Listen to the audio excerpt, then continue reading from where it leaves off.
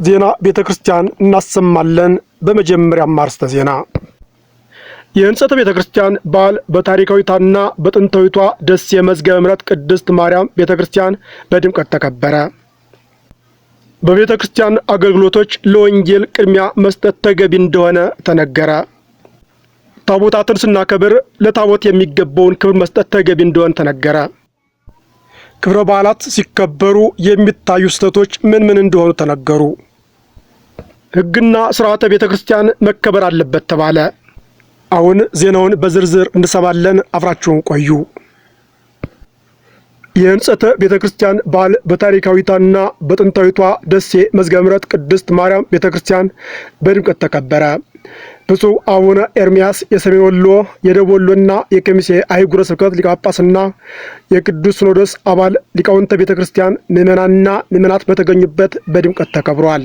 የበዓሉ መነሻ ምንድን ነው ብለን ስንመለከት እመቤታችን ባረገች በ4 ዓመት ጳውሎስና በርናባስ ፊልጵስዩስ ገብተው አስተማሩ። ሕዝቡም አምነው ተጠመቁ። እንግዲህ ወዲህ ቤተ ጣዖት አትሂዱ አሏቸው። የለመድነውን ከከለከላችሁንማ መካነ ጸሎት ስጡን አሏቸው። እንዲህ ብንላቸው እንዲህ አሉን ብለው ወደ ጴጥሮስና ዮሐንስ ላኩ። አልቦ ዘትገብሩ ወኢምንተኒ ዘእንበለ ትእዛዙ ወምክሩ ለእግዚእነ ኢየሱስ ክርስቶስ እንዲል ያለ ጌታችን ፈቃድ አንዳች ልታደርጉ አይገባም። እናንተም ጸልዩ እኛም እንጸልያለን ብለው ላኩባቸው። ሱባኤ ሲጨርሱ በዚህ ዕለት ጌታ በሩቅም በቅርብም ያሉ ደቀ መዛሙርቱን በደመና ጠቅሶ ፊልጵስዩስ ሰበሰባቸው። ዮሐንስ ጌታዬ ለምን ሰበሰብከን ብሎ ጠየቀ። ጌታም በእናቴ ስም ጽንፍ እስከ ጽንፍ አብያተ ክርስቲያናት እንዲታነጹ ፈቃዴ ነውና ሕንጻ ቤተ ክርስቲያን ላሳያችሁ፣ ሥርዓት ላስተምራችሁ ነው አለው። ይህንን ብሎ ወደ ምስራቅ ወሰዳቸው። ተራርቀው የነበሩ 3 ደንጋዮች ነበሩ። በታምራት አቀራርቦ ቁመቱን ወርዱን መጥኖ ሰጣቸው። ዋይባነኒ ይለመልሙ በእዴሆሙ ይላል።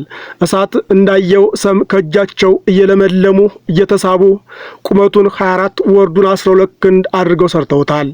ወይዜኒ አንትሙኒ ከመዝ ግበሩ፣ እንግዲህ እናንተም እንዲህ አድርጋችሁ ስሩ ብሏቸው አረገ።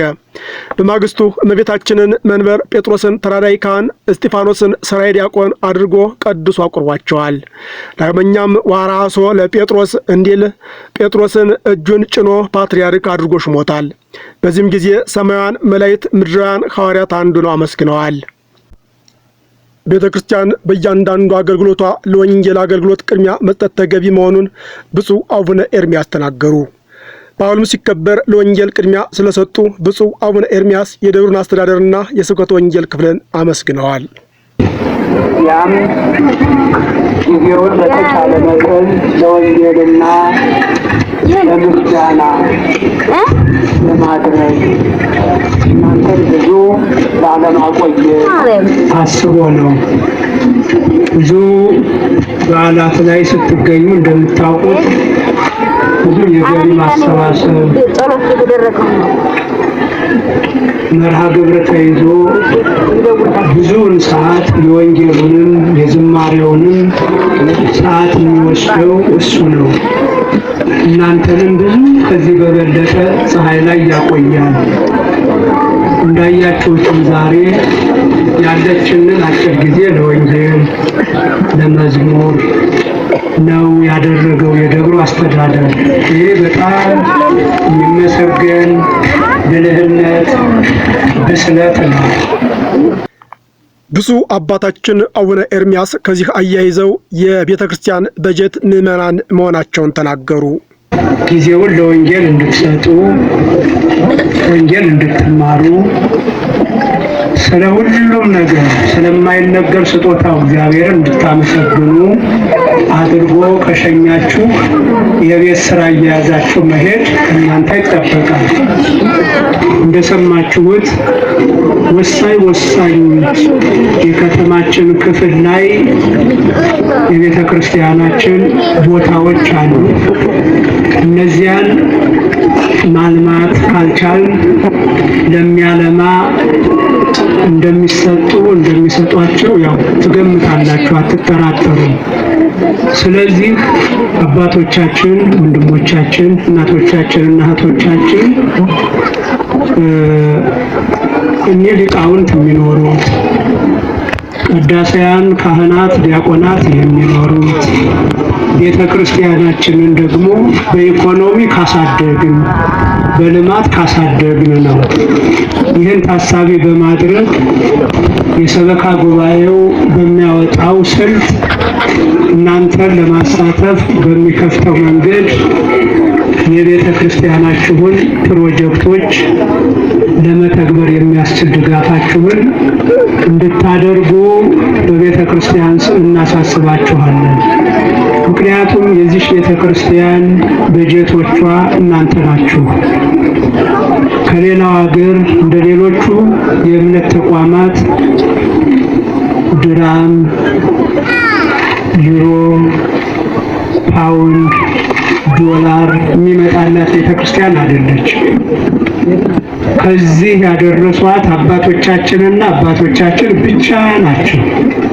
አሁንም ከዚህ ቀጥሎ የምናስቀጥላት እኛና እኛ ብቻ ነንና በዚህ መሰረት በተለይ መሀል ከተማ ላይ ያሉት የቤተ ክርስቲያናችን ቦታዎች ለሚያለማ አካል አላለማችሁም ተብለን እንዳይሰጡብን እንድታስቡ አሳስባለሁኝ። ብፁዕ አባታችን አቡነ ኤርምያስ ሰፋ ያለ ትኩረት ሰጥተው የተናገሩት ደግሞ ለታቦት መስጠት ስለሚገባው ክብር ነው።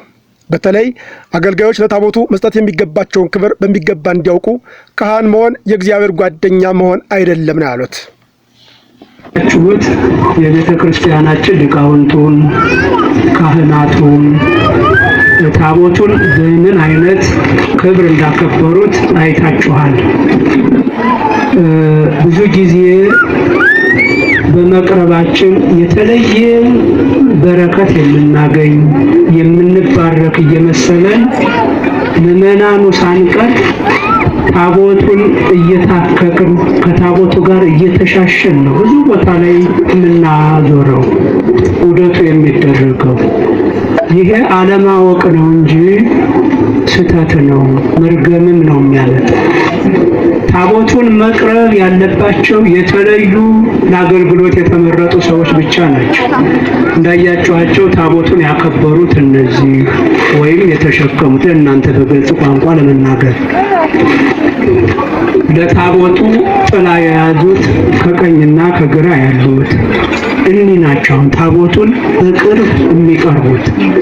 ምናልባት አይታችሁ ከሆነ ውደስ ስናደርግ በእኔና በታቦቱ መካከል ሰፊ ርቀት አለ። የሚገባው እንደዛ ስለሆነ ጳጳስ ስለሆነ ያለ ምክንያት ያለ ፕሮግራም ታቦቱን የመዳሰስ የመተሻሸት ስልጣን የለኝም፣ መብት የለኝም። ምንም እኔ ባርኬ የምሰጥ ብሆንም እንኳ ያለ ምክንያት መዳሰስ መቅረብ አይገባኝም። ርቀቴን ጠብቄ ማጀብ ነው የኔ ስራ። በታቦቱ አማካኝነት የምናመልከውን እግዚአብሔርን በርቀት ሆኜ ማድነቅ ማክበር እና በእኔና በታቦቱ መካከል ያን ያህል ክፍተት ካያችሁ ደግሞ በእናንተ በምዕመናኑና በታቦቱ መካከል ሊኖር የሚገባውን ርቀት አስቡት። አሁን ታቦቱ ሲዞር ብዙዎቹ ምዕመናን ታቦቱ እየዞረ ልክ ታቦቱን ያከበረው ካህን ጫማ የሚያልፍበት ላይ ተደፍታችሁ አያችኋል። አሁን በእናንተ ቤት ከሌላው ብልህ መሆናችሁ ከሌላው በተለየ መልኩ የተባረካችሁ እየመሰላችሁ ይሆናል፣ ግን አይደለም። ይሄ መርገም ነው እና ምን ለማለት ነው? ርቀታችሁን ጠብቁት። ታቦቱ አውደ ምሕረቱ ላይ ሲዞር እዚህ አካባቢ እናንተ መቆም የለባችሁ። አባቶቻችን፣ እናቶቻችን፣ ሌሎችም ካሜራማን፣ ቪዲዮማን ብትሆኑ ምዕመናን እስከሆናችሁ ድረስ ርቀታችሁን ጠብቃችሁ ነው ማክበር ያለባችሁ ማክበር ያለብን። ብዙ ጊዜ በመጽሐፍ ቅዱስ ልብ አንለውም እንጂ ያለ ፕሮግራም ያለ መርሃ ግብር ታቦቱን የዳሰሱ ካህናት እርርም ሲሉ እዛው ላይ እናውቃለን። እንወዛ ነው አይደለም? ካህን እኮ ነው 20 ዓመት ሲያገለግል የኖረ ነው። የካህን ልጅ ካህን ነው። ግን ያለ መንገዱ ታቦቱን በመዳሰሱ እዛው ላይ ተቀስፎ ሲወድቅ እናውቃለን። በመጽሐፍ ቅዱስ ላይ የተቀመጠልን እና ይሄንን እንደ እንደው እናክብረው ሊቃውንቱን። እኛ ተማርን ማለት ካህን ሆንን ማለት የእግዚአብሔር ጓደኞች ሆንን ማለት አይደለም። ባሪያዎች ነው። በደረጃችን ሆነን እንደ ምዕመናን የምናገለግል የምናመሰግን እንጂ የተለየ የእግዚአብሔር አቻ የሚያደርገን ነገር የለምና ይሄ ሊቃውንቱ ጠብቁት፣ አስጠብቁት ለማለት ነው። ዛሬ ያየነው ከሞላ ጎደል ጥሩ የሚባል ነው። ይሄ ብፁዕ አባታችን ከዚህም አያይዘው ክብረ በዓል ስናከብር የሚታዩ ስህተቶች ካሏቸው መካከል የሚከተለውን አንስተዋል። ይገባል።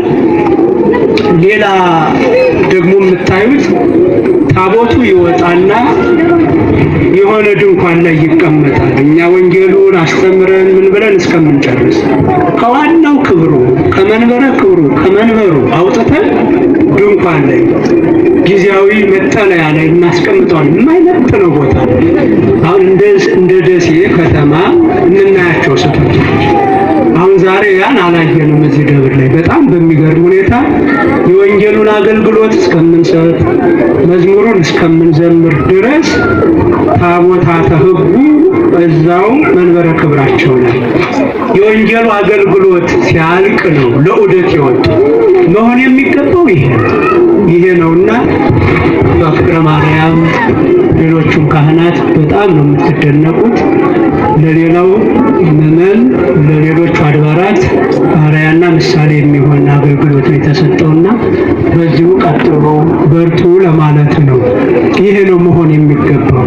እንደው ከዋናው ከክብሩ አውጥቶ በማይመጥነው ቦታ ታቦትን ማስቀመጥ ማክበር አይደለም፣ ማዋረድ። ይሄ ደሴ ከተማ ላይ የትኛውም ደብር ላይ ሊደረግ የማይገባው ነውና በአጋጣሚ የመጣችሁ የሌሎች አድባራት አስተዳዳሪዎችም ሊቃውንትም ብፁዕ አባታችን አክለውም በአሁኑ ጊዜ ከስርዓት ያፈነገጡ አካሄዶች ስላሉ የሊቃውንት ጉባኤ ይህንን ይዞ የጥንት የአባቶቻችንን ስርዓት ለዘመኑ በሚመጥን መልኩ ለማስተላለፍ እየተዘጋጀ እንደሆነ ተናግረዋል። ምን ሐሳብ ውሰዱ። በበለጠ እንደ እግዚአብሔር ፈቃድ አሁን በሊቃውንት ጉባኤ እየተዘጋጀ ነው። ታቦት በምናከብር ጊዜ ካህናቱ የት ላይ ይቆሙ፣ የት ላይ ይዘምሩ፣ ሊቃውንቱ እንዴት ይዘምሩ፣ የሰንበት ተማሪዎች ከማን ፊት ከማን በኋላ ይቆሙ የሚለውንና ሌሎችንም ተያያዥ ጉዳዮች እያዘጋጁ ነው። የሊቃውንት ጉባኤ በኢትዮጵያ ኦርቶዶክስ ተዋሕዶ ቤተክርስቲያን መንበረ ፓትርያርክ ጠቅላይ ቤተ ክህነት ማለት ነው። ጠቅላይ ቤተ ክህነት ከጥንቱ አባቶቻችን ውሳኔዎች ለአሁኑ ትውልድ በሚመጥን መልኩ እየቀዱ እያዘጋጁልን ነው። ያ ሲመጣ በበለጠ ደግሞ ስለ ከበሮ አመታታችን፣ ስለ ጥምጣማችን፣ ስለ ሁሉም ነገር እናብራራለን ማለት ነው። አሁን ለአሁኑ የሲኖዶስ ቅዱስ ሲኖዶስ ቀርቦ የሚቀረው አለ። እነዚህ ይስተካከሉ በሚል ወደ ሊቃውንት ጉባኤ ተመልሷል እና ጥምጣማችን መልካም ነው፣ ቆባችን ቀሚሳችን ልክም ስርዓትም አለ። እኛ ዝም ብለን የምንፈጥረው አይደለም። የቆየ ነባር ስርዓት ያላት ቤተክርስቲያን ናት እና አሁን ብዙ ነገሮቻችን ለቀቅ ያሉ ከበሮ አመታታችን ላይ ብዙ ነገሮቻችን ላይ እንደምታዩት ሊቃውንቱም እየተቸገራችሁ ሰሞነኞች እያስቸገርናችሁ ወጣ ያለ ነገር ይታያል ማለት ነው። ያን ማስተካከል የሚያስችል ደንብ እየተዘጋጀ ነው። የበለጠ ያን ጊዜ ደግሞ በመጨረሻም በብፁዕ አባታችን ቃለ ምዕዳንና ቡራኬ የበዓሉ ፍጻሜ ሆኗል። ተረፈ ስለነበረን ጊዜ ይህን ጊዜ ባርኮ ስለሰጠን አምላካችን እግዚአብሔር በድጋሚ ይመስገን።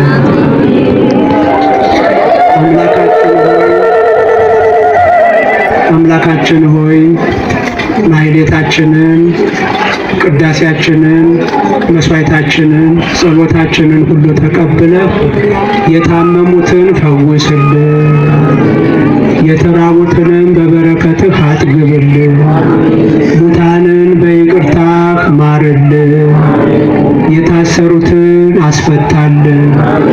ከሀገራችን ከኢትዮጵያ ረሃቡን፣ ቸነፈሩን፣ ጦርነቱን አስወግደህ በረከትን፣ ፍቅርን አውርድልን። ቅድስት ሀገራችንን ኢትዮጵያን በነጻነት ሕዝቦቿንም በፍቅር በአንድነት ጠብቅልን። ለዚህ ሁሉ ሕያውና ቅዱስ የሆነ ስምህን በመጥራት እኛ ልጆችህ እንዲህ እያልን እንለምናለን።